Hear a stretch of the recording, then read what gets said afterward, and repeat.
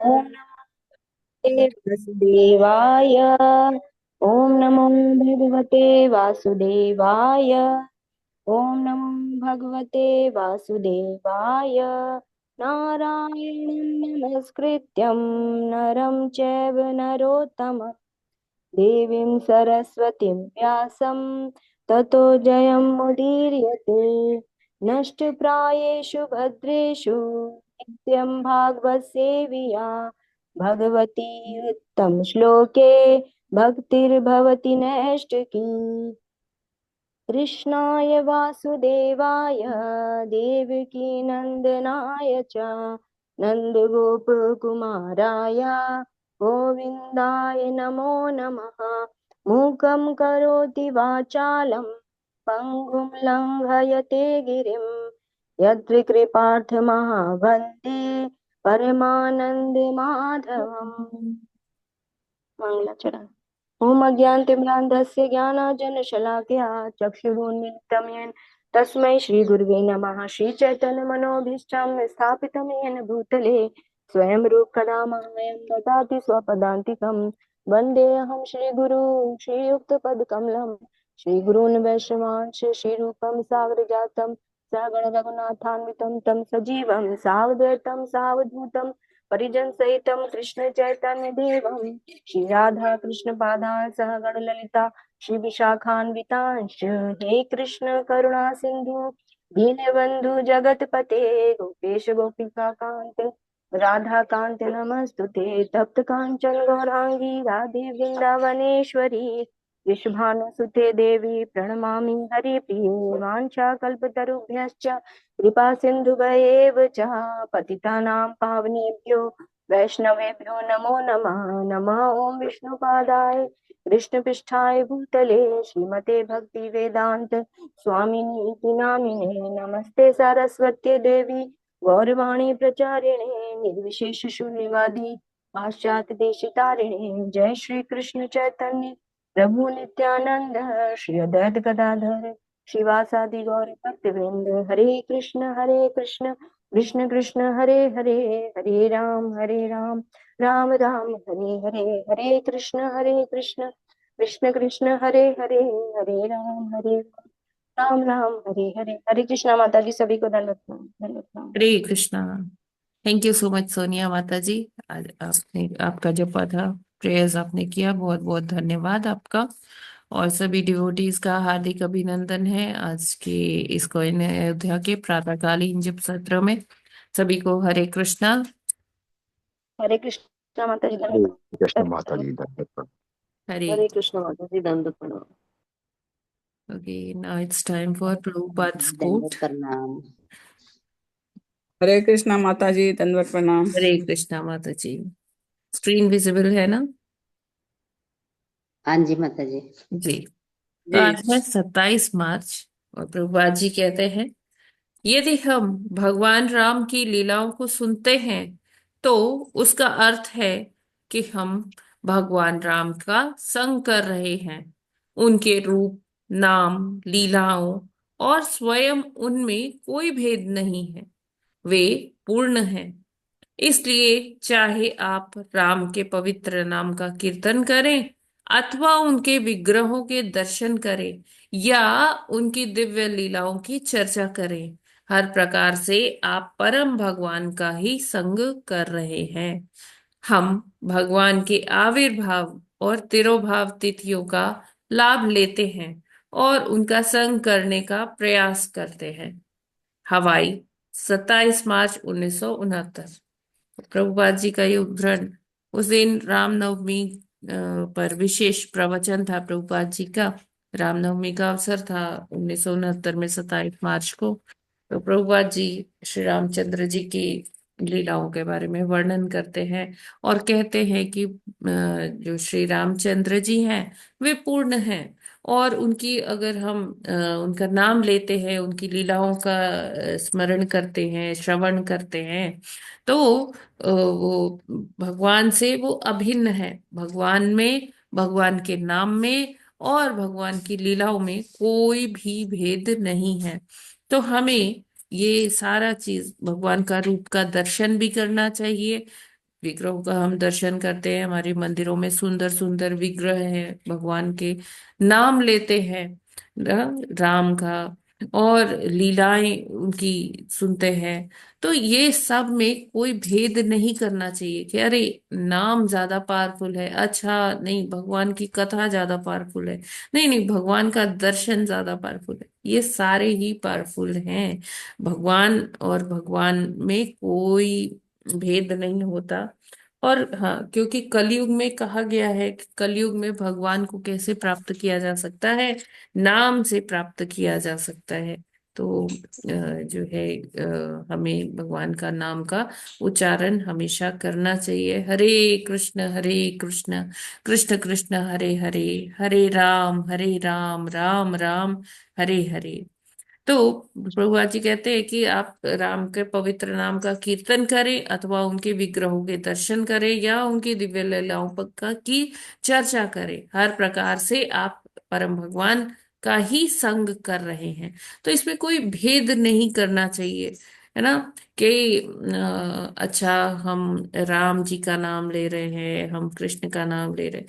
ये कृष्ण में राम में कोई भेद नहीं है। और हाँ, हम कहते हैं जब भगवान राम के अवतार में आते हैं, श्री रामचंद्र जी के अवतार में, तो उनको मर्यादा पुरुषोत्तम कह देते हैं। और जब श्री कृष्ण के रूप में आते हैं, तो उनको हम क्या कहते हैं, लीला पुरुषोत्तम, या कह दीजिए पूर्ण पुरुषोत्तम भगवान कह लेते हैं। तो क्योंकि भगवान के ही ये सारे रूप हैं, भगवान अलग अलग समय में अलग अलग चीजों को एग्जिबिट करने, अपनी जो वो लीलाएं हैं वो दिखाने के लिए आते हैं, और उन लीलाओं से प्रेरणा देते हैं सभी को कि वो आगे चल के आध्यात्मिक पथ पर उन्नत हो पाए। तो श्री रामचंद्र जी जब आते हैं, तो वो बताते हैं जीवों को किस प्रकार से मर्यादा में रहकर अपना जीवन जी सकते हैं, है ना। उसके लिए मतलब देवत्व की इतनी जरूरत नहीं, मनुष्य होते हुए भी हम कहते हैं ना कि अच्छा नहीं वो तो भगवान है, तो उन्होंने ऐसे चमत्कार कर दिया, ऐसा हो गया वैसा हो गया। हम मनुष्य रहते हुए भी अपनी मर्यादाओं में कार्य कर सकते हैं, अपना पूरा जीवन मर्यादाओं में बिता सकते हैं। तो ये श्री रामचंद्र जी ने बिना किसी चमत्कार के, बिना ऐसे, ये यथार्थ में जी कर बताया, उन्होंने अपने एग्जाम्पल से बताया, उदाहरण दिया कि किस प्रकार ऐसा हो सकता है। तो यहाँ प्रभुपाद जी आज के उद्धरण में यही बता रहे हैं कि जब हम उनकी लीलाएं सुनते हैं, उससे भी हमें प्रेरणा मिलती है।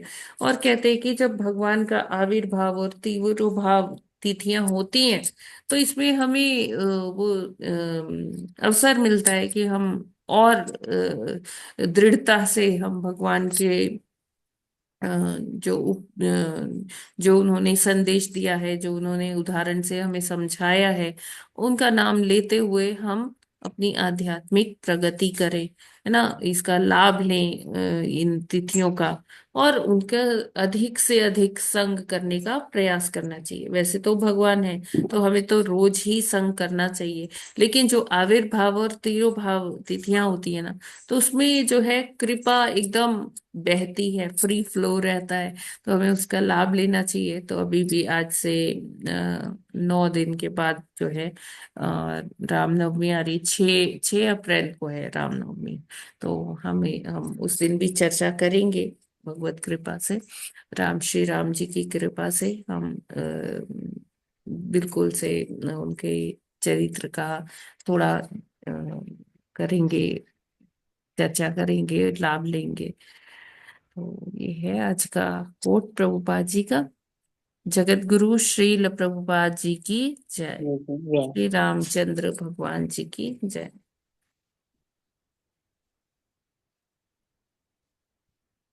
हरे कृष्ण, हरे कृष्ण, हरे कृष्ण, कृष्ण कृष्ण।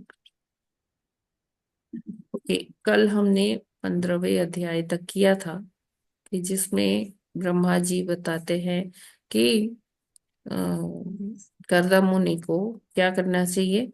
उनकी जो 6 सुशील सुकन्याएं हैं उनका उनको उनका विवाह उन्हें किसके साथ कर देना चाहिए? जो 9 श्रेष्ठ ऋषि हैं। ठीक है, उसके बाद हम अभी आगे चलते हैं, पढ़ते हैं। आज हमें करना है 16वें श्लोक से ना। 16वां जी माता जी। जी, स्टार्ट कीजिए माता जी। हरे कृष्ण। वेदाहमाधम पुरुषं अवतीर्णं स्वमायाया भूतानां सेवधिं देहं ब्रेभानां कपिलं मुने। हरे कृष्ण। हरे कृष्णा। वेदाहमाद्यं पुरुषमवतीर्णं स्वमायया भूतानां सेवधिं देहं बिभ्राणं कपिलं मुने। हरे कृष्णा। सभी को दंडवत प्रणाम।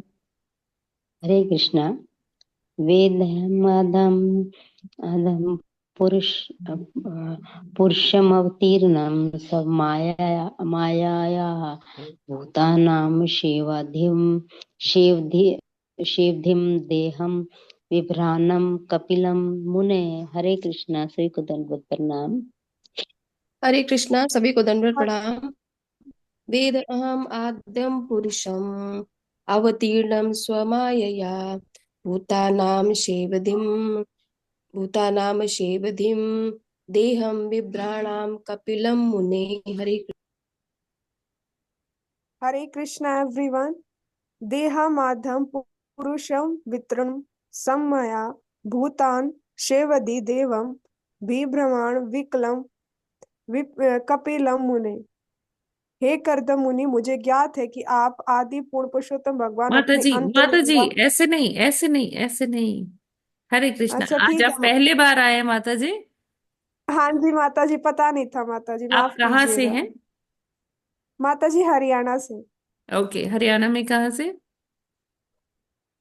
रेवाड़ी से। रेवाड़ी से। ओके, वेलकम माता जी, बहुत बहुत धन्यवाद। हरे कृष्णा माता जी।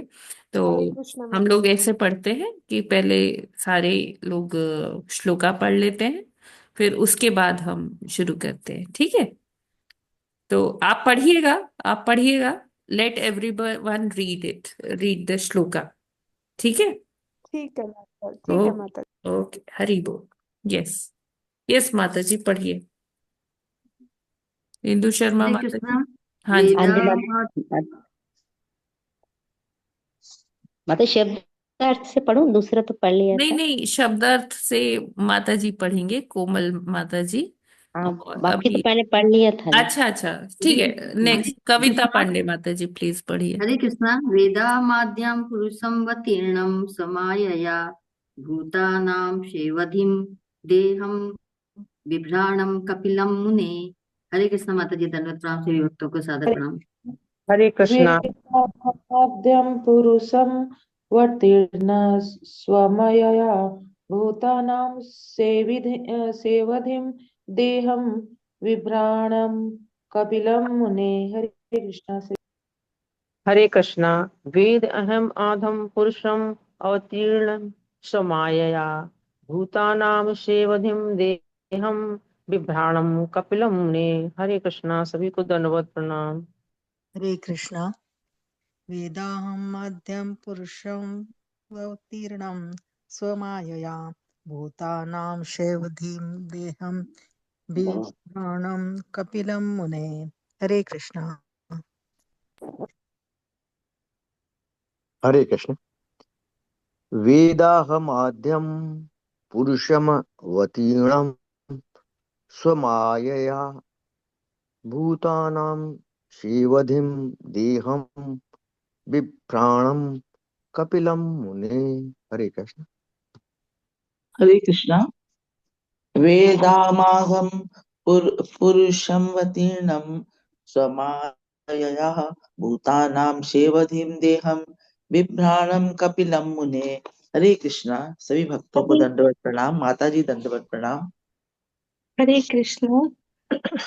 वेदाहमाद्यं पुरुषं वतीर्णं स्वमायया भूतानां सेविधं देहं बिभ्राणं कपिलं मुने। हरे कृष्णा सादर प्रणाम। हरे कृष्णा। वेदाहमाद्यं पुरुषं वतीर्यं स मायया भूतानां सेवधिं देहं विभ्राणं कपिलं मुने। हरे कृष्णा माता जी। हरे कृष्ण। हरे कृष्णा। यस, कोमल यादव माता जी। हरे कृष्णा। हरे कृष्ण माता जी। जी, तो इसको ऐसे अभी सबने पढ़ लिया ना, तो इसके बाद विल से लाइक शब्दार्थ, अनुवाद और तात्पर्य श्रील प्रभुपाद जी के द्वारा। श्रील प्रभुपाद जी की जय। फिर शब्दार्थ से शुरू करिए और फिर अनुवाद ट्रांसलेशन पढ़ना है, फिर तात्पर्य पढ़ना है। ठीक है? यस, यू मे स्टार्ट ठीक है माता जी। कोमल माता जी। शब्दार्थ।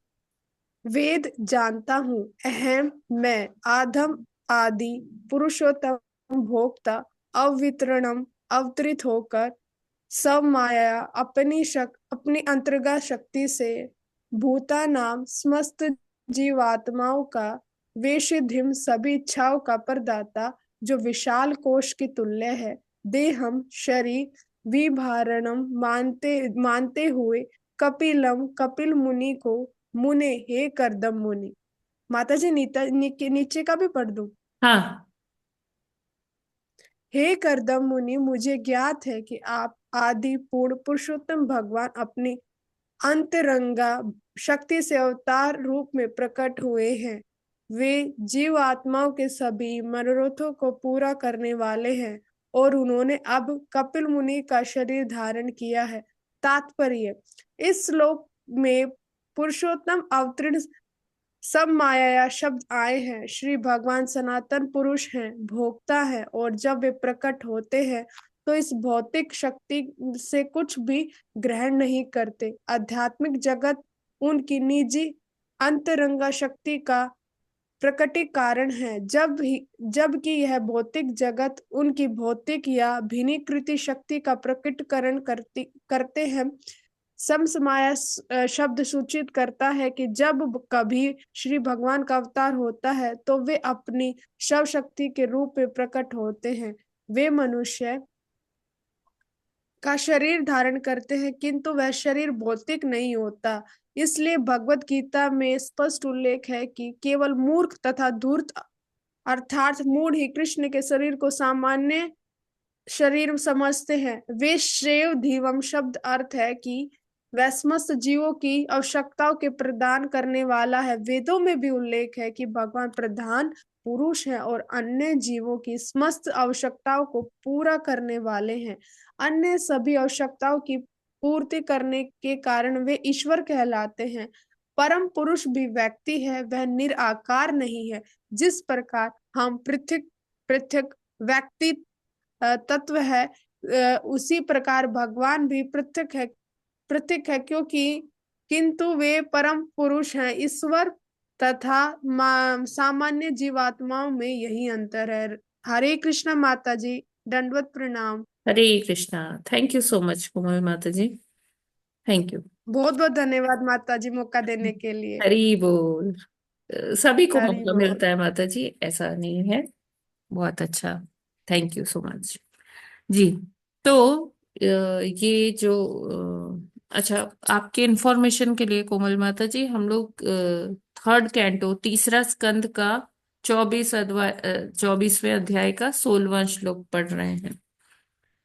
तो अभी क्या है कि करदम मुनि से ब्रह्मा जी कह रहे हैं, ब्रह्मा जी का ही चल रहा है संवाद ना, करदम मुनि की वो प्रशंसा कर रहे हैं, उनको बता रहे हैं कि उनको आगे क्या करना चाहिए।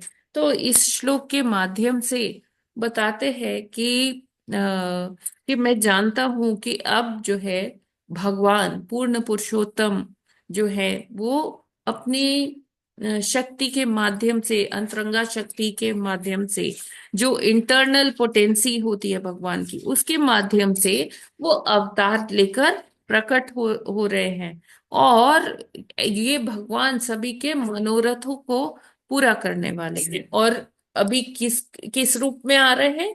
कपिल मुनि के रूप में आ रहे हैं। तो यहाँ पर बता रहे हैं कि पुरुषम अवतीर्णम स्व मायया। तो इसका मतलब क्या है? एक तो भगवान को क्या कहा गया है? पुरुष। हमें पता है कि पूर्ण पुरुष, पुरुषोत्तम कौन है? भगवान है। अवतीर्ण होते हैं, अवतार मतलब प्रकट होते हैं। और स्व मायया, अपनी ही माया के द्वारा। स्व मायया, स्व मतलब अपना, और अपनी माया के द्वारा ही वो प्रकट होते हैं। जब ये नहीं समझना चाहिए कि भगवान हमारे भौतिक जगत में मतलब आते हैं, तो भौतिक जगत में आने के लिए भौतिक शरीर होना चाहिए उनका। हाँ, वो लगता है कि हाँ मनुष्य का शरीर दिए हैं, लेकिन उनका वो शरीर भी कैसा होता है? वो हमारे जैसा पंचभूत का शरीर नहीं होता है। हाँ, जब भीष्म पितामह अ, बाण चलाते हैं, तो क्या लगता है कि हाँ भगवान के शरीर से खून निकल रहा है, लगता है कि हाँ हमारे जैसा ही शरीर है। लेकिन वो हमारी हमें बस दिखता है, ऐसा संभव नहीं है। भगवान का जो शरीर है वो दिव्य शरीर है, हमारे जैसा भौतिक शरीर नहीं है। कि जैसे हमारे शरीर जब मृत्यु को प्राप्त होता है तो उसे ही जला दिया जाता है, तो भगवान का शरीर हमारे शरीर के जैसे बिल्कुल भी नहीं है। हमें ये समझना होगा कि भगवान चाहे आध्यात्मिक जगत में रहे या भौतिक जगत में रहे, वो कैसे हैं? वो दिव्य हैं। वो, उनका शरीर हमारी तरह नहीं है।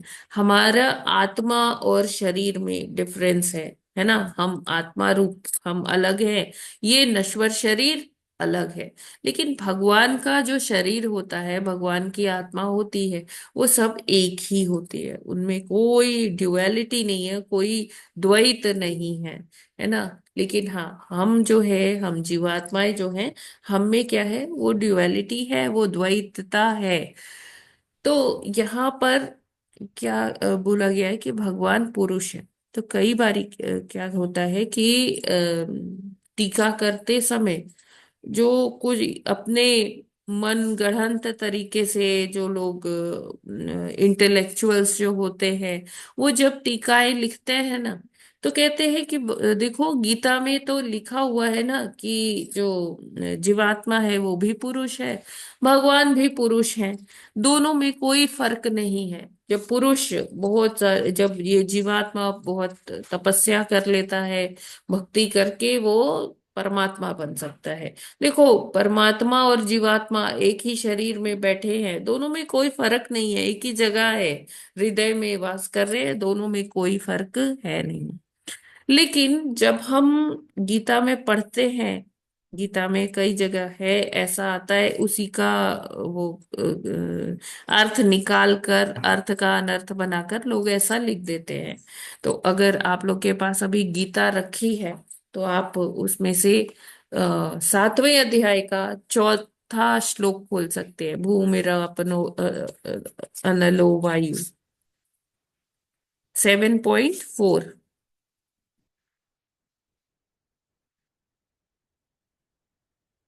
हरे कृष्णा। जी माता जी। यस माता जी, पढ़ेंगे क्या इसका अनुवाद? पढ़ो। हाँ, अनुवाद। चौथा का ना? हाँ, 7.4। सिर्फ अनुवाद। जी। पृथ्वी, जल, अग्नि, वायु, आकाश, मन, बुद्धि तथा अहंकार, ये 8 प्रकार से विभक्त मेरी भिन्ना माने अपरा प्रकृतियां है।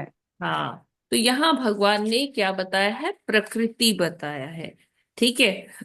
कई बार जीवात्मा को प्रकृति कहकर संबोधित किया है भगवान ने, और कई बार जीवात्मा को पुरुष भी कहकर संबोधित किया है। तो माता जी 7.5 का पढ़ेंगे क्या अनुवाद? जी जी जी। 7.5 का शब्दार्थ ना? हाँ, अनुवाद। अनुवाद।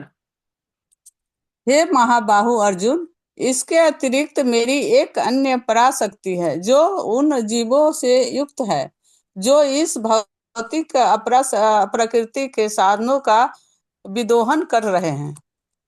हरे जी। तो यहाँ पर भगवान ने क्या कहा, प्रकृति के रूप में बताया है, परा प्रकृति और अपरा प्रकृति, है ना।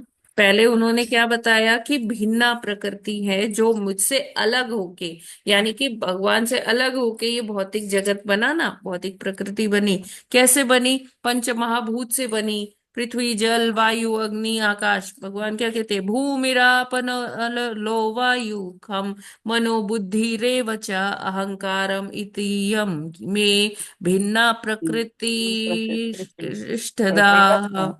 ठीक है।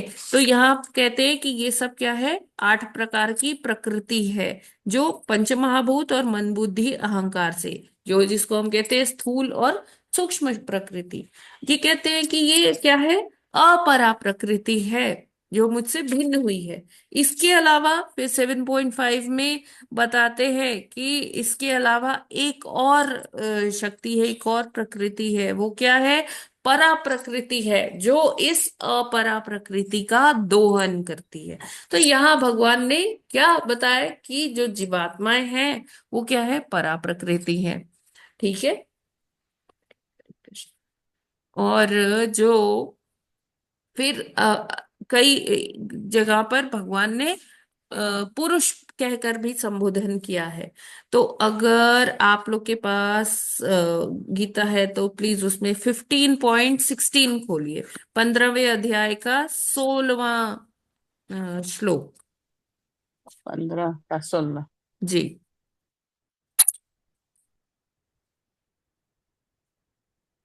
पंद्रहवें अध्याय का 16वां श्लोक।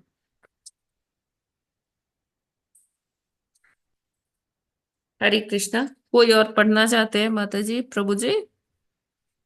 हरे कृष्णा। ये 16 मिल गया आपको? और कोई पढ़ना चाहते हैं क्या? ठीक है माता जी, आप ही पढ़िए। शब्दार्थ माता जी के श्लोक। श्लोक माता जी, अनुवाद। अनुवाद। जीव 2 प्रकार के हैं, च्युत तथा अच्युत। भौतिक जगत में प्रत्येक जीव च्युत अक्षर होता है और आध्यात्मिक जगत में प्रत्येक जीव अच्युत अक्षर कहलाता है। हरे कृष्ण। हाँ, तो यहाँ भगवान क्या कह रहे हैं कि जीव 2 प्रकार के होते हैं। कौन से? च्युत और अच्युत। तो च्युत कौन है? जो जिनका पतन होता है, जो फॉलेबल है, जिनका पतन हो पाता है। और अच्युत कौन होते हैं? वो भगवान का एक नाम अच्युत भी है, जिनका कभी भी किसी भी परिस्थिति में पतन नहीं होता है ना। तो जो क्षर है ना, वो कौन है? जीवात्मा है। जो अक्षर है, अच्युत है, वो कौन है? परमात्मा है या भगवान है। यस माता जी, इससे अगला वाला भी अनुवाद पढ़ दीजिए। 17। हम्म। हरे कृष्ण। इन दोनों के अतिरिक्त एक परम पुरुष परमात्मा है जो साक्षात अविनाशी भगवान है और जो तीनों लोकों में प्रवेश करके उनका पालन कर रहा है। हरे कृष्ण। हरे कृष्णा। तो एक भगवान हो गए जो अच्युत है और एक जीव हो गया जो च्युत है। और इन दोनों के अतिरिक्त एक और है परमात्मा, जो भगवान के ही रूप है ना, साक्षात अविनाशी भगवान ही है। और जो तीनों लोकों में प्रवेश करके उनका पालन कर रहे हैं। अभी क्षीरोदक्षाई विष्णु बन के ये क्या करते हैं? हर कण कण में वास करते हैं और उनका पालन करते हैं। यस माता जी, 18वां श्लोक भी पढ़ दीजिए, उसका अनुवाद। चूंकि मैं क्षर तथा अक्षर दोनों के परे हूँ और चूंकि मैं सर्वश्रेष्ठ श्रेष्ठ हूँ, अतएव मैं इस जगत में तथा वेदों में परम पुरुष के रूप में विख्यात हूँ। हरे कृष्ण। ठीक है। तो इसमें अपने भगवान अपनी स्थिति बता रहे हैं अर्जुन को। ठीक है, कि मैं इन दोनों से परे हूँ, परमात्मा और जीवात्मा दोनों से परे हूँ। मैं पूर्ण पुरुषोत्तम हूँ, सर्वश्रेष्ठ हूँ, है ना। इसीलिए मुझे क्या कहा जाता है, पुरुष तो हूँ लेकिन कैसा पुरुष हूँ, परम पुरुष हूँ। ठीक है, यस माता जी, नेक्स्ट वाला भी पढ़ दीजिए प्लीज। 19। हाँ। हरे कृष्ण। जो कोई भी मुझे संशय रहित होकर पुरुषोत्तम भगवान के रूप में जानता है, वह सब कुछ जानने वाला है। यतएव हे भरत पुत्र, वह व्यक्ति मेरी पूर्ण शक्ति में रत होता है। भक्ति, हरे कृष्ण। भक्ति, पूर्ण भक्ति में रत होता पूर्ण है। भक्ति, जी जी माता, पूर्ण भक्ति में रत जी, होता है। तो यहाँ पर भगवान ने बता दिया 15.19 में कि मुझे कोई बिना डाउट्स के जो समझता है, मेरे बारे में जानता है। देखो, मैंने सारा ज्ञान अपने बारे में तुम्हें रिवील कर दिया कि मैं अच्युत हूँ, मैं सबका संरक्षण करता हूँ, पालन करता हूँ, सर्वश्रेष्ठ हूँ, है ना। तो ये सारा ज्ञान अगर कोई बिना डाउट्स के, बिना संशय के मुझको जानता है ना, मेरे बारे में समझता है, तो हे भरत पुत्र, वह व्यक्ति मेरी पूर्ण भक्ति में रत होता है। तो उसी को भगवान भक्ति भी प्रदान करते हैं। तो यहाँ पर ये श्लोक हमने क्यों पढ़े, क्योंकि यहाँ पुरुषम शब्द का अर्थ के लिए, कि पुरुष यहाँ हमारे लिए नहीं, किसके लिए बताया जा रहा है, भगवान के लिए बताया जा भगवान। रहा है। कि इस श्लोक में पुरुष अर्थ जो है वो किसके लिए, भगवान अपनी अचिंत्य शक्ति से प्रकट होते हैं, पुरुष पूर्ण पुरुष हैं, पुरुषोत्तम हैं। और वो जब प्रकट होते हैं तो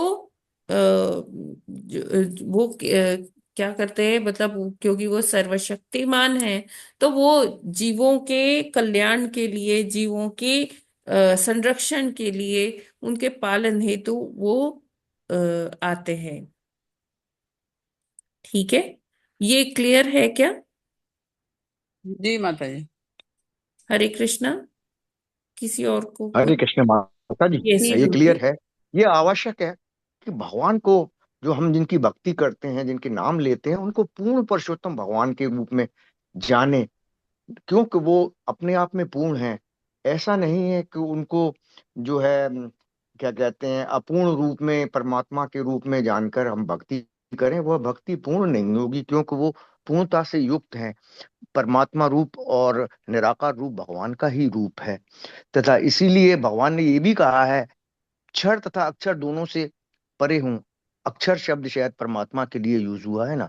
जी। तो जो भक्ति हमें करनी है, तो ना निराकार की करनी है, ना परमात्मा की करनी है। ये भी भगवान के ही अंग हैं, इनकी भी करनी है।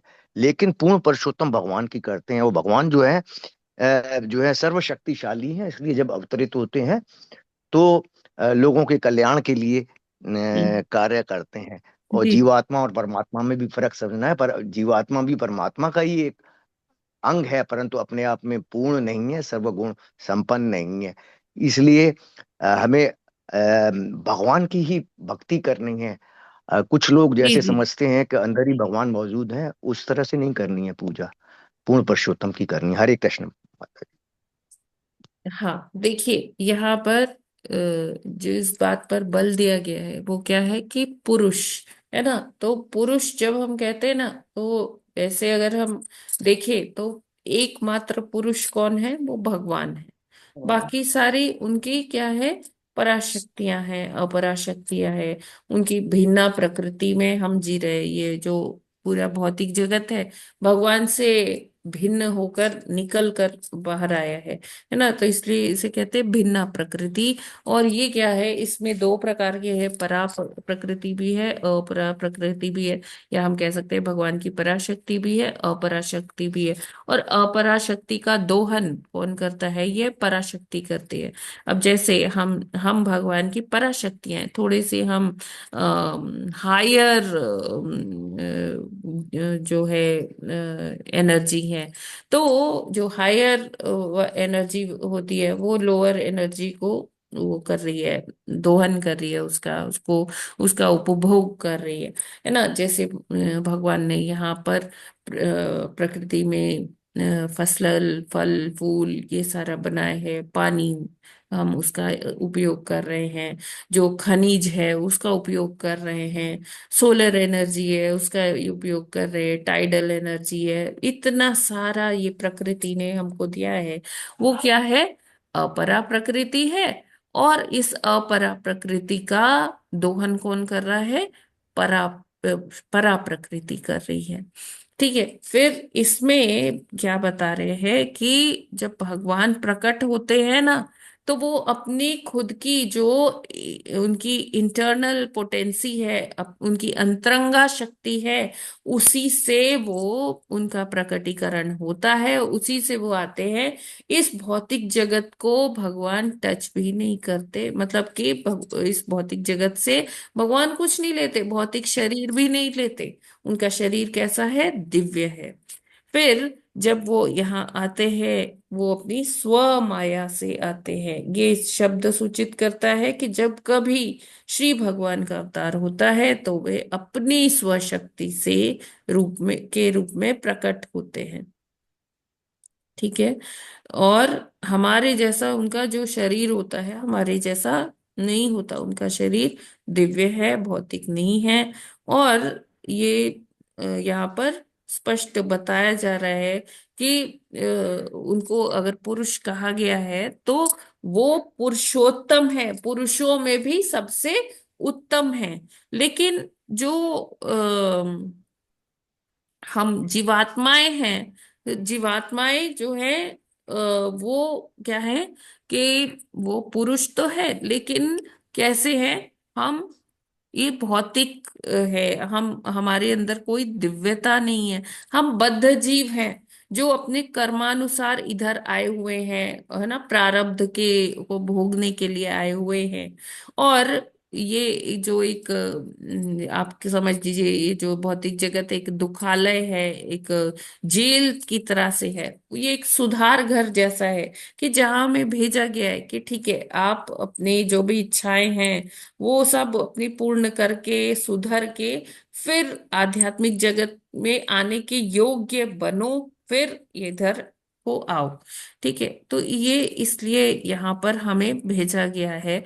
और इस जगत में जो मूढ़ व्यक्ति है, मूर्ख है, जो ये नहीं समझते कि हम में और भगवान में डिफरेंस है। हम चाहे जितना भी कर ले, है ना, जितना भी हम वो कर ले, भक्ति कर ले या तपस्या कर ले, कोई सिद्धि प्राप्त कर ले, लेकिन भौतिक जीव जो बद्ध जीव है वो कभी भी भगवान नहीं बन सकता है। फिर आता है शेवधिम शब्द। शेवधिम शब्द प्रभुपाद जी कहते हैं कि इसका अर्थ है कि वह समस्त जीवों की आवश्यकता को प्रदान करने वाले हैं। तो जो हमारी इच्छाएं होती है, जैसे हमने पहले भी डिस्कस किया हुआ है, भगवान कहते हैं मैं सबके योगक्षेम का ध्यान ध्यान रखता हूँ। योगक्षेमम वहाम्यहम। योगक्षेमम का मतलब क्या है कि जो आपके पास है भगवान उसकी रक्षा करते हैं, और जो आपके पास नहीं है भगवान उसको प्रदान करने वाले हैं। तो इस तरह से क्या है, भगवान क्या है? शेवधिम है। और वेदों में भी उल्लेख है कि भगवान प्रधान पुरुष हैं और अन्य जीवों की समस्त आवश्यकताओं को पूरा करने वाले हैं। तो पूर्ति करने के कारण वे ईश्वर कहलाते हैं। तो ईश्वर कौन है? ईश्वर वो ही है जो सुप्रीम कंट्रोलर है, सुप्रीम प्रोप्राइटर है और सुप्रीम एंजॉयर है। तो भगवान क्या है? परम भोक्ता है। ठीक है। और परम नियंता है, सब कुछ नियंत्रित करते हैं। ठीक है। और वे क्या है? परम पुरुष भी व्यक्ति हैं, उनका भी अपना एक व्यक्तित्व है, उनका भी आंख नाक मुंह कान मुंह सब है। वो भी भोजन करते हैं, है ना, वो भी जल ग्रहण करते हैं। उनको भी जैसे हमें अच्छा लगता है सबके बीच में रहना, आमोद प्रमोद करना, वो तो भगवान भी हमारे इसी तरह से है। तो जिस प्रकार हम पृथक पृथक व्यक्तित्व है, अब जैसे हम सारे अलग अलग जीवात्माएं हैं। हमारे फिंगरप्रिंट्स अलग हैं, हम हमारा सोचने विचारने का शक्ति सबका अलग अलग है। उसी प्रकार क्या है कि हम भगवान का भी एक व्यक्तित्व है। भगवान भी एक भगवान में भी एक व्यक्तित्व है। अलग इंडिविजुअल हैं भगवान, लेकिन अलग इंडिविजुअल तो हैं, लेकिन वो सबसे सुप्रीम है, सबसे पावरफुल है, सर्वशक्तिमान है, परम पुरुष है। ईश्वर तथा सामान्य जीवात्माओं में यही अंतर है। तो हमें समझना होगा कि जो सामान्य हम जीवात्माएं हैं, बद्ध जीव हैं, हम कभी भी ईश्वर नहीं बन सकते। हमें हमेशा जीवात्मा में और भगवान में अंतर की स्थिति बनी रहती है। हरे Krishna. Yes, any questions? Hari बोल।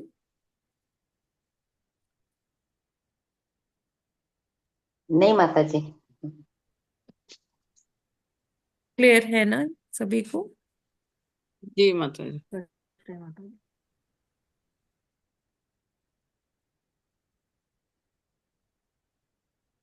हरे कृष्ण माता जी। हरे कृष्णा। यस माता जी। माता जी, जैसे आध्यात्मिक जगत और भगवान का अवतरण उनकी आध्यात्मिक शक्ति से होता है जी। और ये जो भौतिक जगत है, और भौतिक जगत मतलब हम भी उसी में शामिल हैं, प्रकृति। एग्जैक्टली। तो वो उनकी भौतिक शक्ति से होता है। तो आध्यात्मिक शक्ति से कौन सी वाली शक्ति से जैसे उनका अवतरण होगा? जैसे उसमें भी तीन था ना, आह्लादिनी तो राधा जी हाँ का हो गया, हाँ, केवल राधा जी का संधिनी, या कुछ संधिनी शक्ति। जो देखिए, तीन प्रकार की इंटरनल पोटेंसी होती है। अंतरंगा शक्ति तीन प्रकार की होती है: संधिनी शक्ति, संवित शक्ति और आह्लादिनी शक्ति। ठीक है। तो भगवान अपनी संधिनी शक्ति से आते हैं, स्व माया, अपनी खुद की माया से, खुद की एनर्जी से। ठीक है। और ये जो आध्यात्मिक जगत बनता है वो संवित शक्ति से, संधिनी से आते हैं ना वो अवतरण। हाँ हाँ, मतलब वो जो भी रूप लेते हैं वो संधिनी शक्ति से लेते हैं। संवित शक्ति से भगवान अपने बारे में और इस जगत के बारे में जानते हैं। उनको कहते हैं ना कि मुझे सबके बारे में ज्ञान है ना, अगला पिछला कौन क्या था, कैसे था, आगे कैसे क्या होगा उसका। तो भगवान जिस शक्ति से स्वयं अपने बारे में जानते हैं और जीवात्माओं के बारे में भी जानते हैं, तो उस शक्ति को क्या कहते हैं? भगवान की संवित शक्ति। जैसे वो अर्जुन को उन्होंने, जब अर्जुन ने उनके ऊपर संशय किया था तो अर्जुन से कहा था कि तुम नहीं जानते, लेकिन मैं जानता हाँ। हूँ कि यस। तुम्हारा पास्ट भी जानता हाँ हूँ, हाँ और हाँ। तुम्हारे तुम। जी बिल्कुल। जी जी जी।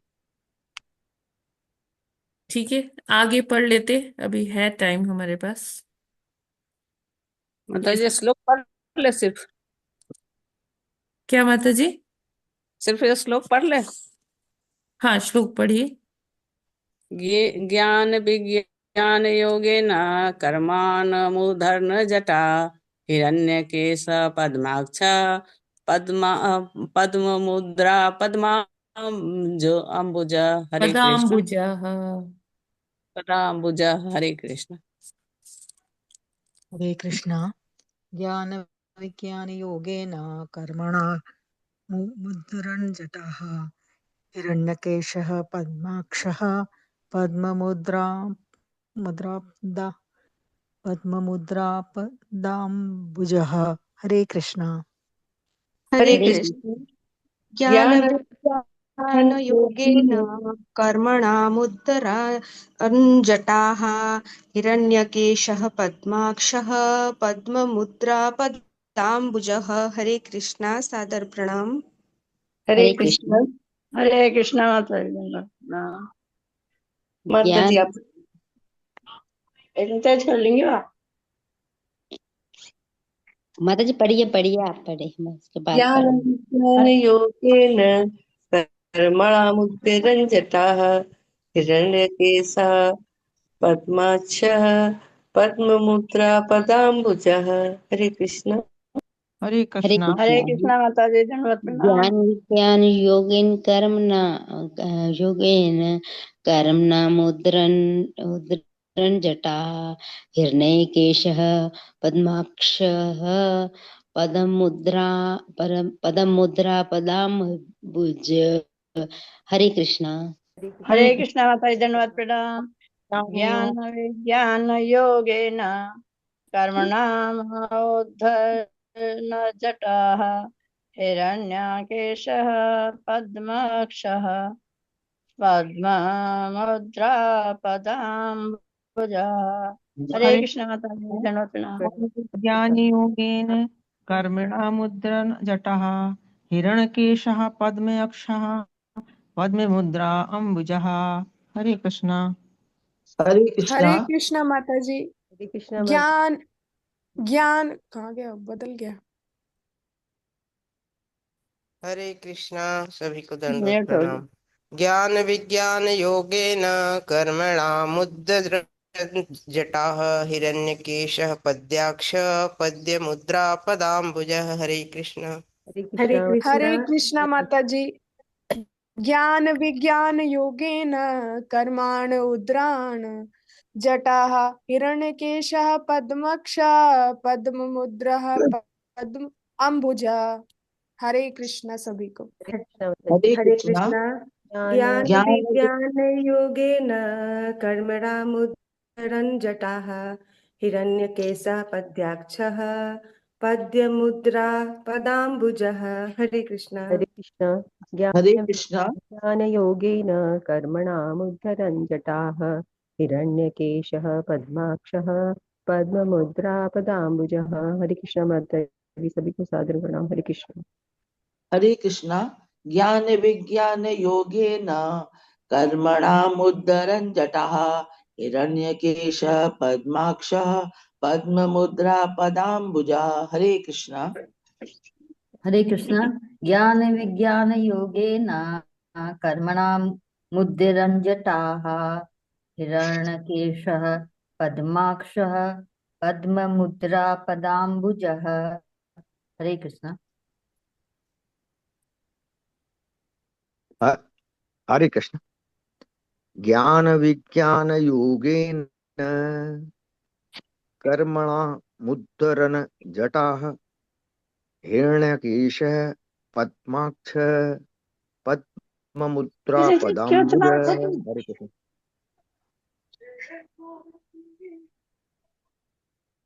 हरे कृष्णा।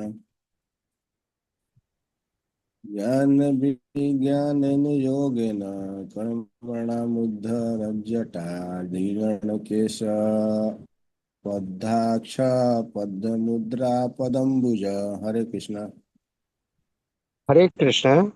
ज्ञान विज्ञान योगेन कर्मणामुद्धरञ्जटाः हिरण्यकेशस्पद्माक्षः पद्ममुद्रा पदाम्बुजः। हरे कृष्ण माता जी, दंडवत प्रणाम आप सबको। यस, कौन पढ़ना चाहते हैं आगे? कृष्णा माता जी, मैं पढ़ूं? माता जी मैं पढ़ रही हूँ। मैं पढ़ूं माता जी? ज्ञान शास्त्रीय ज्ञान का विज्ञान तथा व्यवहार योगेन ज्ञान के द्वारा योग के द्वारा कर्मणाम कार्यों का उदाहरण समूल विच्छेद करने के लिए जटाह जड़ें हिरण्यकेश सुनहले बाल पद्म अक्षः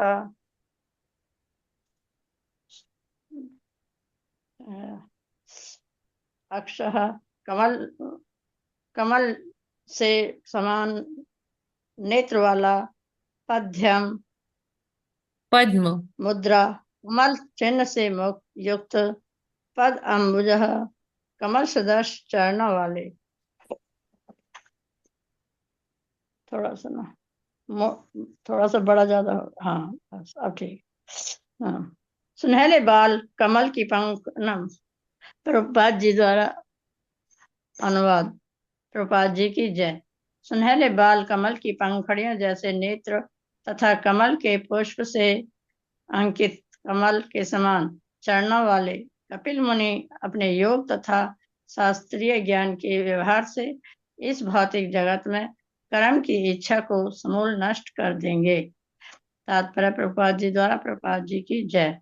इस श्लोक में कपिल मुनि के कार्यों तथा शारीरिक लक्षणों का सुंदर वर्णन हुआ है। यहाँ पर कपिल मुनि के कार्यों की भविष्यवाणी की गई है। वे सांख्य दर्शन को इस प्रकार प्रस्तुत करेंगे कि लोग उनके दर्शन का अध्ययन करके कर्म अर्थात सकाम कर्म की उत्कट अभिलाषा को जड़ से उखाड़ देंगे। इस भौतिक जगत में प्रत्येक व्यक्ति अपने श्रम के फल को प्राप्त करने में लगा हुआ है। मनुष्य अपने श्रम के फल को प्राप्त करके सुखी रहने का प्रयत्न करता है, किंतु वस्तुतः वह अधिक उलझता जाता है। जब तक पूर्ण ज्ञान या भक्ति योग प्राप्त नहीं कर लिया जाता, तब तक इस बंधन से वह छूट नहीं पाता। केवल विचार शक्ति कल्पना के द्वारा जो लोग बंधन से छूटने का प्रयत्न करते हैं, वे भी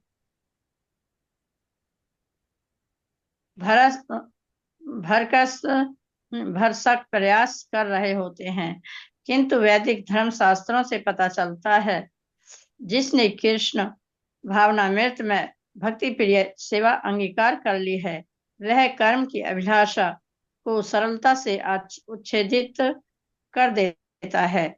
कपिल मुनि द्वारा इस कार्य हेतु सांख्य दर्शन का प्रसार होगा। यहाँ पर उनके शारीरिक लक्षणों का भी वर्णन हुआ है। ज्ञान सामान्य शोध कार्य का द्योतक नहीं है। ज्ञान तो शिष्य परंपरा से गुरु के माध्यम से प्राप्त होने वाला शास्त्रीय ज्ञान का द्योतक है। इस आधुनिक युग में कल्पना एवं आडंबर द्वारा शोध कार्य करने की प्रवृत्ति चल पड़ी है, किंतु जो व्यक्ति कल्पना करता है वह भूल जाता है कि वह स्वयं प्रकृति के 4 अवगुणों के अधीन है। वह त्रुटि करता है, उसकी इंद्रियां पूर्ण है, उसे मोह हो सकता है और वह उगता है ठगता है।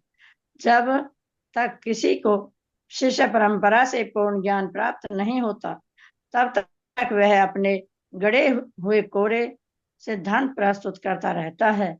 अतः वह लोगों को ठग रहा होता है। ज्ञान का अर्थ है शिष्य परंपरा से प्राप्त ज्ञान, और विज्ञान का अर्थ है ऐसे ज्ञान का व्यवहारिक संप्रयोग। कपिल मुनि ऊपर करना माता जी, रोज ऊपर माता जी ऊपर करना। हाँ जी, ऊपर ही है माता जी। कपिल मुनि का सांख्य दर्शन ज्ञान तथा विज्ञान पर आधारित है। हरे कृष्ण माता जी। इतना ही और भी है? नहीं, इतना ही है माता जी। धन्यवाद माता जी। हरे कृष्ण माता जी। हरे कृष्णा। तो यहाँ पर क्या बता रहे हैं ब्रह्मा जी कि ये जो कपिल मुनि आ रहे हैं, ये किस लिए आ रहे हैं?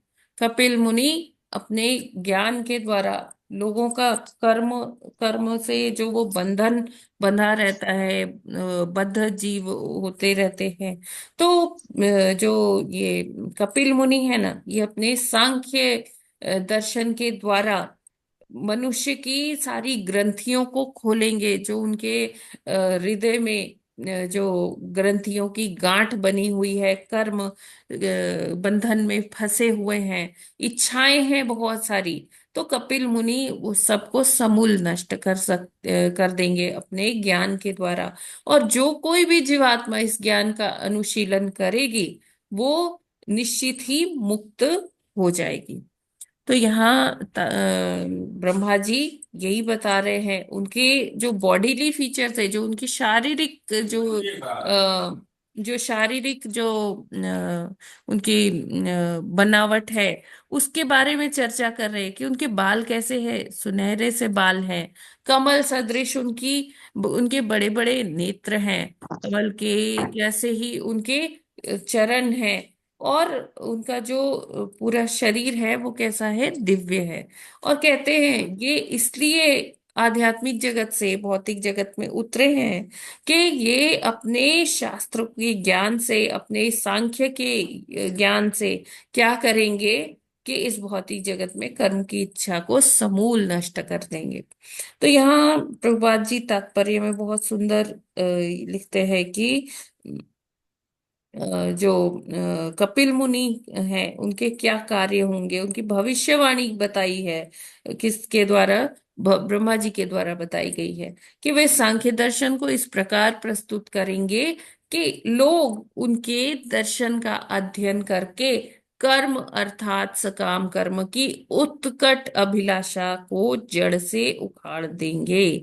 क्या हुआ था, जब ध्रुव महाराज ने भगवान की खूब तपस्या की थी भगवत प्राप्ति के लिए, भगवान को प्राप्त करने के लिए, तो उनके मन में वो क्या अब एक कामना लेके बैठे थे तपस्या करने के लिए कि उनका जो राज्य होना, उनके पिता महाराज जो तानपाद राजा थे उनसे भी बड़ा उनका राज्य हो। तो ये कामना लेके वो भगवान, और वो मतलब इस तरह की कामना लेकर वो तपस्या किए, नारद मुनि ने उनका मार्गदर्शन किया। और जब भगवान प्रकट हुए ना उनके सामने, तो उन्होंने कहा कि मांगो ध्रुव, क्या मांगते हो, मैं तुमसे अति प्रसन्न हूं। तो ध्रुव ने क्या कहा, भगवान मैं तो अभी कुछ भी नहीं चाहता हूँ, मुझे आपका दर्शन हो गया ना, मुझे सब कुछ मिल गया और मुझे अब किसी चीज की आवश्यकता नहीं है। तो क्या हुआ, ये 6 महीने जो ध्रुव महाराज ने निकाले, तो ऐसे क्या हुआ कि उनके मन में से वो कामना ही चली गई, भगवान को देखकर अभी उनके मन में कोई इच्छा नहीं है, इच्छा शून्य हो गए, इतने भाव विभोर हो गए भगवान को देख के कि अब कोई भी इच्छा शेष रही नहीं। तो हुआ क्या, तो क्या होता है कि जब भगवान से हम कोई इच्छा व्यक्त करते हैं तो भगवान वो हमारी इच्छा तो पूर्ण कर देते हैं, है ना, लेकिन साथ साथ में उस इच्छा को भोगने की जो मनोवृत्ति है उसको भी नष्ट कर देते हैं कि हमें उससे कोई आसक्ति नहीं रह जाए। एकमात्र हमारे मन में किसके लिए आसक्ति हो कि भगवान मेरे हैं और मुझे भगवान के पास ही जाना है, उनके धाम में जाना है, उनका प्रेम प्राप्त करना है, और मेरे लिए कुछ भी इतना महत्वपूर्ण नहीं है। तो भगवान ने कहा नहीं नहीं ध्रुव, तुम मांगो मुझसे। तो ध्रुव क्या कहते हैं, कहते हैं ध्रुव महाराज जी कि मैं तो शीशे के टुकड़े मांगने जा रहा था, मुझे तो साक्षात हीरा मिल गया, अब शीशे के टुकड़ों का क्या करूंगा। तो इसी तरह से है जो ये हमारी भौतिक जगत में जो हमारी कामनाएं हैं ना, वो वही शीशे के टुकड़े जैसी हैं, हमें बहुत अट्रैक्टिव लगती है, हीरे के जैसे ही चमकती है, हमें ऐसा लगता है कि हाँ यही वो सुख है जिसका जन्म जन्मांतर से मैं प्रयास कर रही थी। लेकिन ये भौतिक सुख क्या है, ये टेम्परेरी है। अगर मान लीजिए हमें कोई चीज मिल भी गई तो वो दुखों का ही कारण बनेगी आगे चल के। तो इस जगत में कोई मतलब अगर हम भौतिक अपनी इच्छाओं को पूर्ति करते भी हैं, उसके लिए प्रयास करते भी हैं, तो हमें दुखों को भुगतना ही होगा, क्योंकि इस जगत में ये क्या है, ये जगत को प्रभुपाद जी ने क्या बोला है, भागवतम के श्लोका में भी आता है कि ये क्या है, दुखालय अशाश्वतम है, यहाँ कोई भी चीज परमानेंट नहीं है, सब टेम्परेरी है। और ये दुखालय है, और दुखालय में सुख की इच्छा करना क्या है, हास्यास्पद है, it is ridiculous to expect what, सुख, आनंद, हैप्पीनेस। हम यहाँ पर उसकी अनुभूति नहीं कर सकते, तो क्योंकि ये दुखालय है। तो यहाँ पर जब कपिल मुनि आते हैं तो अपने वो सांख्य दर्शन, सांख्य योग, जिसका उल्लेख भगवान ने भगवत गीता में भी किया है कि सांख्य के माध्यम से क्या कर सकते हैं हम, इस जीवन से के जो कर्म, जीवन में जो कर्म की इच्छा है, और पा लेने की इच्छा है, और पा लेने की इच्छा है, ऐसी सभी ग्रंथियां जो है, जो हमारे हृदय में है, वो उसको भगवान खोल देते हैं, और फिर हमें सही सही अपना एक गंतव्य दिखता है, वो आध्यात्मिक पथ दिखता है, जिस पर चलकर हम आगे आध्यात्मिक उन्नति को प्राप्त कर सकते हैं। फिर बताते हैं कि ये सांख्य योग क्या है। आज के जो हमारे इस भौतिक जगत में जो ये युग चल रहा है, ये कौन सा युग है? कलयुग है।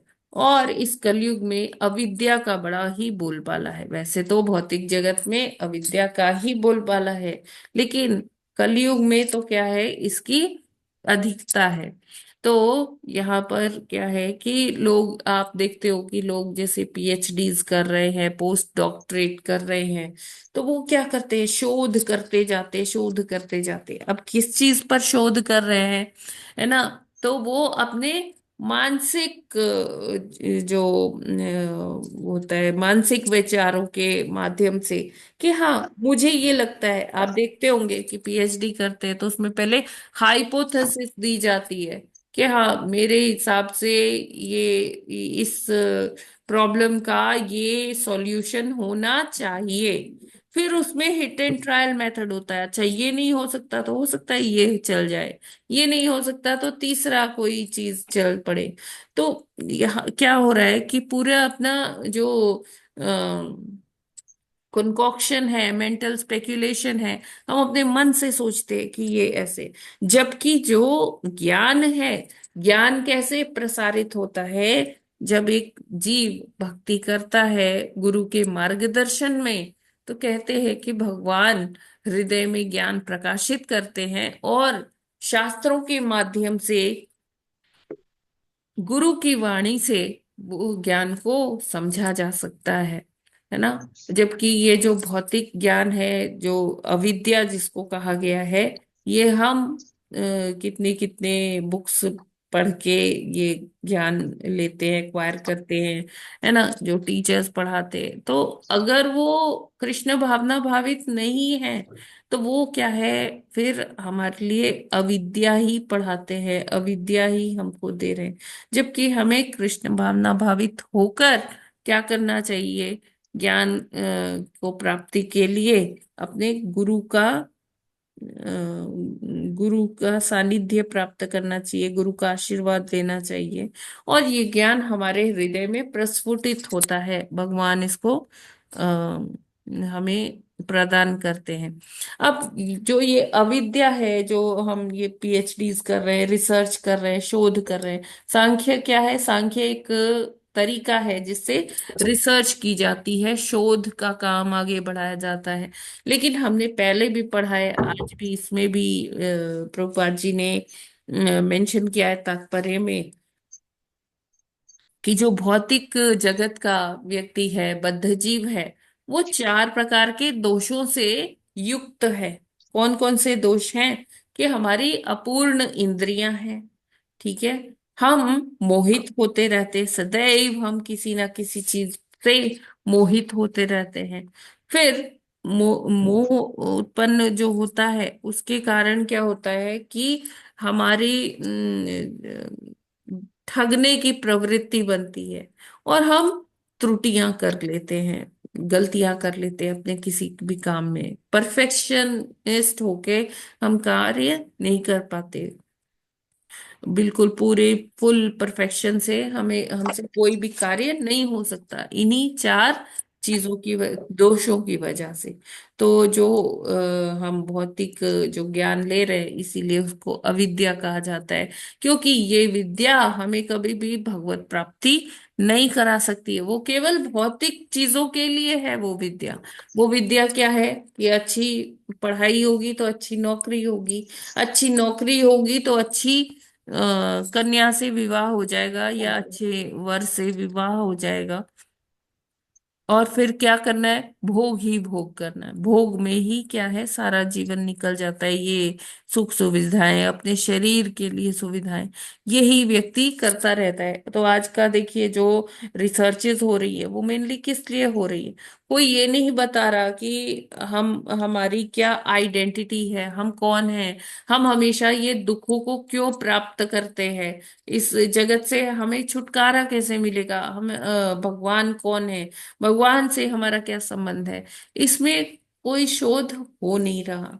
लेकिन क्या है कि ऐसी चीजों पर शोध हो रहा है कि जिससे हमारी और इंद्रिय तृप्ति हो पाए, हम और ज्यादा भौतिकता में लिप्त हो पाए। तो ये सारा क्या है, उल्टा ही प्रोसेस चल रहा है कलयुग की गति के कारण। ठीक है, लेकिन आज फिर भी जब प्रभुपाद जी के हम ग्रंथ पढ़ते हैं, प्रभुपाद जी के ये तात्पर्य पढ़ते हैं, तो लोगों को में फिर भी जागरूकता आ रही है और शोध कार्य आज इस पर भी हो रहे हैं कि आत्मा क्या है, शरीर क्या है, पदार्थ क्या है, और भगवान का आत्मा से क्या संबंध है। ये सारे भी आज शोध हो रहे हैं, हमारे देश में ही नहीं विदेशों में भी चल रहे हैं ये। तो प्रभुपाद जी अपने ये ज्ञान जहां जहां बांटे हैं, वहां वहां लोगों के हृदय में परिवर्तन भी आए हैं। और प्रभुपाद जी के माध्यम से ये कार्य सांख्य का ये बहुत बड़े आज हो गया है, और इसमें काफी ज्यादा रिसर्चेस भी चल रही हैं। हरे कृष्णा। जगत गुरु श्रील प्रभुपाद की जय। यस, एनी क्वेश्चंस, किसी की कोई टिप्पणी या कुछ प्रश्न है तो पूछिए। हरे कृष्ण माता जी। जी जो विद्या भगवान से संबंधित है वह विद्या है, अन्य सब जो संबंधित नहीं है अविद्या कहा गया है। इसी वजह से जो भगवान की प्राप्ति के लिए है वो ही मार्ग है जीवन का। और जो रिसर्चेस वगैरह करते हैं वो भगवान से संबंधित अगर नहीं है तो हम्म। वो जो है अविद्या है। जी और भगवान कपिल ने जो है सांख्य दर्शन के साथ साथ ये भी आया है कि शास्त्रों के माध्यम से जो है उन्होंने भगवत भक्ति का मार्ग दिया, तो जिससे उनके दर्शन करके लोग जो है। तो यहाँ एक क्वेश्चन तो ये आता है कि भगवत जो ज्ञान दिया और जिससे प्रहलाद महाराज में भी देखा गया है कि उन्होंने प्राप्ति की, तो क्या भक्ति का मार्ग थोड़ा सा हम लोग जो हरे कृष्ण जपते हैं उससे अलग है, ये दर्शन के लिए है जो कि इतना ज्यादा नहीं माना गया है। और दूसरा ये है माता जी, ये बार बार शब्द आते हैं कर्म और सकाम कर्म के, हम्म उनके दर्शन का अध्ययन करके। एक तो दर्शन आया है, ठीक है ना, हम्म थोड़ा सा डिफरेंट हो गया। कर्म अर्थात सकाम कर्म की उत्कृष्ट अभिलाषा को जड़ से उखाड़ देंगे। तो माता जी ये कर्म और सकाम कर्म हम समझते थे कि अलग अलग हैं, थोड़ा सा यहाँ एक सा बताया गया। और ये वास्तव में है क्या कर्म, और सकाम कर्म क्या है जो कि नष्ट हो जाता है इससे? देखिए, जी जब हम लिखते हैं ना, तो लिखने की दृष्टि से जब हम देखें या बोलने की दृष्टि से हम देखें, जो स्पोकन लैंग्वेज है, तो सकाम कर्म को कई बारी लोग कर्म ही बोल देते हैं। वैसे माता जी सकाम कर्म फर्क है ना, जो को अपने निजी प्राप्ति के लिए हाँ। भौतिक या सुख के यस। लिए भगवान की प्रार्थना करके जो लोग कर्म करते हैं वह सकाम कर्म है। और कर्म वो है जो कि साधारणतया लोग करते हैं जिसमें कोई भक्ति या भगवान की प्राप्ति या भगवान का हरि नाम इंक्लूड नहीं होता है। वैसे थोड़ा सा फर्क है ना दोनों में माता जी। काम लेकिन कर्म अपनी इच्छा के लिए जो करते हैं ना, कि ये हवन कर लो ये हो जाएगा, ऐसा कर लो वैसा हो जाएगा, यहाँ प्रसाद चढ़ा दो, यहाँ लड्डू चढ़ा दो तो ऐसा हो जाएगा। ठीक है, ये क्या है, सकाम कर्म है, जिसमें लोग क्या करते हैं, डील करते हैं भगवान के साथ हाँ कि आप ऐसा बात, कर दो ना, मैं ये आपको ये भोग लगाऊंगी। हरे कृष्ण माता जी सकाम कर्म कहीं तो ऐसा लगता है कि ये जो है कर्म योग यानी कि भगवान की प्राप्ति का ही एक प्रभु जी, वो अल्टरनेट है। कृष्ण भावना भावित कर्म योग है। अच्छा। वो विकर्म वो है सब माता जी तमाम ना। कर्म की कैटेगरी में नहीं आएगा। वो कहते, जैसे प्रभु जी कह रहे हैं ना, विकर्म कहा जाता है उसे। अच्छा माता जी, वो अलग है। कृष्णा हम्म। क्या बताया माता जी आपने? हरे कृष्णा। हरे कृष्णा माता जी। हाँ माता जी प्लीज। ठीक है, थोड़ा सा और देखो। जी। हरे कृष्ण माता जी, दंडवत प्रणाम। दंडवत प्रणाम माता जी। माता जी कल 28 को आपके लिस्ट में, जपा लिस्ट में खाली था शायद। 28 खाली है? तो मैं शुरू में देखी थी, अगर खाली होगा तो मेरे को दे दीजिएगा। अच्छा ठीक है बहुत माता दिन। जी। जी ठीक। जी, हरे कृष्ण। हरे कृष्णा माता जी। यस। Anybody else? हरे कृष्णा।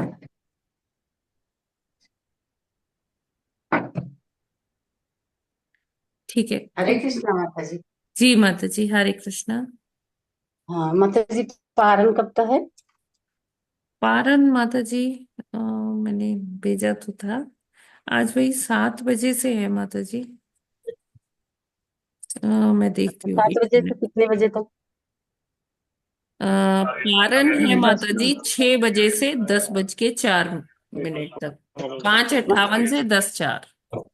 माता जी कह रहे हैं कल द्वादशी थी। माता जी, ये सम्मिलित तिथि थी, एकादशी और द्वादशी। और गर्ग संहिता में इसका वर्णन दिया गया है कि जब हाँ एकादशी और द्वादशी का सम्मिलित योग होता है तो उसमें व्रत करते हैं। और हाँ। द्वादशी त्रयोदशी में जब उस वो सम्मिलित योग होता है तो उसमें पारण करने का विशेष महत्व बताया है गर्गाचार्य जी ने। गर्गाचार्य जी कौन है, हमें जानना चाहिए। ये जो यदुवंश है, जो भगवान कृष्ण का जो कुल है, उनके ये कुल पुरोहित थे गर्गाचार्य जी। अच्छा। ठीक है। तो हमें व्रत कभी भी उस तिथि में नहीं करना चाहिए जब द्वादशी और एकादशी का समागम होता है। एकादशी द्वादशी में व्रत करने का विशेष महत्व है। और ये हमें हमेशा ध्यान रखना चाहिए। हाँ, जब खाली एकादशी है, उसमें स्पर्श नहीं है, ना द्वादशी का है ना दशमी का है, तब एकादशी में ही रखिए, कोई बात नहीं है। लेकिन जब स्पर्श होता है, एक दिन दशमी एकादशी और दूसरे दिन एकादशी द्वादशी, तो फिर उसमें से हमें एकादशी द्वादशी वाला जो तिथि है वो लेकर, ध्यान रखकर व्रत करना चाहिए। अच्छा जी माता जी, प्रणाम माता माता जी। जी, गर्गाचार्य मुनि ही कृष्ण बलराम जी का नामकरण किए थे ना हाँ हाँ, माता वो जी? उनके कुल पुरोहित थे ना माता जी। जी जी जी। जी। हरे कृष्ण। हरे थैंक यू। कृष्ण माता जी। हरे कृष्णा माता जी, दंडवत प्रणाम। दंडवत प्रणाम माता जी। हरे कृष्ण माता जी। जी प्रभु जी। माता जी, सांख्य दर्शन को थोड़ा एलिब्रेट करेंगे क्या? ओके। सांख्य दर्शन मेनली क्या है, स्टैटिस्टिक्स है, जो हमारे यूनिवर्सिटीज में एक अलग डिपार्टमेंट भी होता है। और उसमें बेसिकली फैक्ट्स और गणनाओं के हिसाब से, ग्राफिकल मेथड से इंफॉर्मेशन को रिप्रेजेंट किया जाता है। ग्राफिकल रिप्रेजेंटेशन, पाई चार्ट्स हो गए, पाइवट चार्ट्स हो गए, उसके माध्यम से हम जो ये फैक्ट्स और फिगर्स को प्रेजेंट करते हैं। और ये रिसर्च में काफी यूज किया जाता है, एक टूल है रिसर्च के लिए। और बेसिकली जो कपिल मुनि ने जो सांख्य योग बताया था, वो रिसर्च मेथड ही है। देखिए, जीव कई प्रकार के होते हैं, है ना। तो एक जीव जो है, मतलब जैसे हम सब जीवात्माएं हैं, तो किसी की तृष्णा की शांति ऐसे हो जाती है कि जैसे भागवतम में कुछ पढ़ाया गया, हाँ ये ठीक है, चलो बस भक्ति करते हैं, भगवान का नाम लेना है, ठीक है, ये जो है सही है, भागवत में लिखा है सही है। लेकिन कुछ होते हैं ना, तो उनके दिमाग में और जिज्ञासा होती है। अच्छा, ब्रह्मांड बना तो ये लिखा है पंचमहाभूत से बना। अच्छा, ये पानी से कैसे बन गया, पृथ्वी से कैसे बन गया, आकाश से कैसे बन गया। फिर वो उसके और जड़ में जाना चाहते हैं, और जानना चाहते हैं, और जानना चाहते हैं।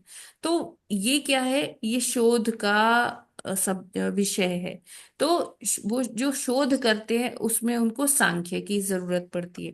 फॉर एग्जाम्पल प्रभुपाद जी अपने एक वक्तव्य में बताते हैं, एक वो लेक्चर ले रहे थे तो वो मेरे को याद आ रहा है अभी, तो उसमें वो बताते हैं कि जैसे पेड़ों को पानी दिया जाता है। अभी किसी को बताया गया कि आप ये पेड़ है, ये आपको अच्छे फल देगा जब आप इसमें पानी डालोगे। उसने इस चीज को अक्षरशः मान लिया कि हाँ मुझे ना रोज इस पेड़ में पानी डालना है तो मुझे अच्छे फल मिलेंगे। अभी एक व्यक्ति है वो कहता है कि अच्छा पेड़ में पानी डालना है, यार पानी डालने से क्या होगा कि इसमें कैसे पानी ऊपर कैसे जाएगा, फिर पानी अगर ऊपर जाएगा तो ग्रेविटी का क्या होगा, तो ग्रेविटी के हिसाब से तो पानी नीचे जाना चाहिए, और ऊपर जाएगा तो किस स्पीड से जाएगा, कैसे जाएगा, दिन में जाएगा कि रात में जाएगा, क्या होता है पेड़ में जब पानी ऊपर जाता है, पानी के साथ साथ और क्या चीज पत्तियों तक और शाखाओं तक पहुंचती है। तो वो इसमें इंटरेस्ट लेगा कि ये प्रक्रिया कैसे हो रही है। जब प्रक्रिया की बात आएगी तो जैसे जब हम अपने ये प्रैक्टिकल करते थे उसमें फाइल लिखते थे, स्टेप 1 ये, स्टेप 2 ये, स्टेप 3 ये, स्टेप 4 ये, तो एक जो वो एसओपीज हम बनाते हैं, स्टैंडर्ड ऑपरेटिंग प्रोसीजर्स हम बनाते हैं कि इस तरह से ये कार्य की प्रगति होगी, ऐसा होगा, यहाँ से स्टार्ट करना है, ये हमारे इनपुट है और ये हमारे आउटपुट्स होने चाहिए, रिजल्टेंट हमें ये मिलेगा। तो वो उसके लिए जो इन्फ्रेंसेस ड्रॉ किए जाते हैं, लास्ट में कंक्लूजन्स होते हैं, ये सारा जो पद्धति है इसे प्रभु जी सांख्य योग कहते हैं। हरे कृष्णा। प्रभु जी, have I answered your question? जी जी माता जी, ये तो इसका भक्ति में कैसे इसको इम्प्लीमेंट कर सकते हैं माता जी? हाँ, भक्ति में इसको ये कैसे तो कर पूरा सकते हैं, क्योंकि जो सांख्य योग कपिल मुनि ने बताया उसमें कोई भी ऐसा जो विषय है उसके जो कंक्लूजन है वो भगवान पे ही आके रुकता है कि भगवान ही सर्व कारण कारणम है। चाहे वो पौधे में पानी कैसे ऊपर जाता है, फसलों में ये अन्न कैसे आता है, और फल सब्जी में जो है वो टेस्ट कैसे आता है, या आप कह लीजिए ये ब्रह्मांड कैसे बना है, ये 14 लोक क्या है, गर्भोदक्षाई विष्णु कौन है। ठीक है, हम चाहे कोई भी विषय ले लें, उसके जो कंक्लूजन है वो भगवान पे ही, सब कुछ आके पर्यवसान भगवान पे ही आता है। तो हम किधर से भी जाएं वो भगवान ही हमें मिलेंगे। जी माता जी, मतलब कपिल मुनि ने उसको साइंटिफिकली प्रूफ कर दिया भगवान हाँ, के बारे में। यस यस यस, कपिल मुनि ने इन सब चीज को एक प्रक्रिया के माध्यम से, विज्ञान के माध्यम से ये ज्ञान दुनिया को दिया। ठीक है, लेकिन हम मतलब जो भौतिक बुद्धि वाले प्राणी हैं, हम जब ये भौतिक जगत में आते हैं तो वो क्या कर देते हैं, इसको अविद्या का प्रयोग करके इसे अपनी इंद्रिय तृप्ति के लिए इस्तेमाल करते हैं। जी माता जी, क्लियर माता जी। हरि बोल जी। ठीक है, और हरे कोई कृष्ण प्रश्न? माता जी, थोड़ा सा कंटिन्यूशन। हाँ जब yes। सकाम कर्म में और कर्म में थोड़ा सा डिफरेंशिएट किया गया है, तो कर्म भी भौतिक, साधारण कर्म शब्द भी भौतिक प्राप्ति देखिए के लिए प्रभु जी, होता है। प्रभु जी, प्रभु जी, एक मिनट, एक मिनट। देखिए जब हम कर्म लिखते हैं ना तो कर्म को सकाम कर्म ही मानना चाहिए। अच्छा माता जी, इसमें क्या हाँ, कृष्ण भक्ति इंक्लूडेड नहीं होती जब नहीं सकाम नहीं, वो कृष्ण भावना हम यूज भावित कर? कर्म है। अच्छा देखिए अच्छा। कर्म तो की 3 कैटेगरीज बताई गई है, कर्म, अकर्म और विकर्म। जब हम कर्म कहते हैं वो सकाम कर्म ही है। अच्छा माता जी, उसमें भक्ति बिल्कुल इंक्लूड नहीं होती, इसका मतलब? हाँ, उसमें नहीं होती, मतलब जीव को इतना वो इस स्टेज, इतने इस पटल पर नहीं होता कि वो ये समझ पाए कि क्या है, क्या करना है, वो बस अपने। लेकिन माता जी, कहीं कहीं आया है ऐसा हाँ कि जो है भौतिक प्राप्ति के लिए भगवान की भक्ति करते हैं तो वो सकाम कर्मी है, तो ऐसा कहीं आया है? तो थोड़ा सा लगता है कि डिफरेंट है ये कर्म से, नहीं, सकाम डिफरेंट कर्म। नहीं है प्रभु जी। जब हम स्पोकन अच्छा, एक लैंग्वेज ही है। में बोलते हैं तो सकाम कर्म को ही कर्म कह देते हैं। अच्छा माता जी, एक हो गया, अब हम समझ लेते हैं, अब आगे से राइट, देखेंगे इस राइट। हिसाब से। जी, ठीक है, हरे कृष्ण माता जी। ठीक है। तो अभी हम लोग विराम करें क्या? कोई प्रश्न है? नारायणी माता जी, आप कुछ बोलना चाहते हैं? नहीं माता जी। ओके, ओके, ठीक है। तो हम लोग आज यहीं पर विराम करते हैं। वो जी इतने टाइम हो पूछ गया लेते हैं, बहुत। वो सब उसमें इंक्लूड हो जाते हैं। अच्छा, अच्छा, जी, ठीक है। अरे हाँ, एक है कि जब आप 7.15 पढ़ें, सॉरी, जब आप ये आज का 15वां श्लोका पढ़ें 3.24.15, तो उसमें अगर आप 7वें अध्याय का चौथा 5वां श्लोक पढ़ेंगे और 15वें अध्याय का 16, 17, 18 और 19 पढ़ेंगे तो आपको बहुत क्लैरिटी आएगी। जो हमने अभी पढ़ा ना, पुरुषम स्व मायया, तो वो आप जब दोबारा रिवीजन करें इस आज के श्लोका का, तो उसमें भगवत गीता से आप 7.4, 7.5, 15.16, 17, 18 और 19 पढ़ेंगे तो बहुत बहुत क्लैरिटी होगी, समझ में आएगा। हरि बोल। तो आज इसी के साथ विराम करते हैं। ग्रंथराज श्री हरे कृष्ण। भागवतम की जय। जगत गुरु श्रील प्रभुपाद की जय।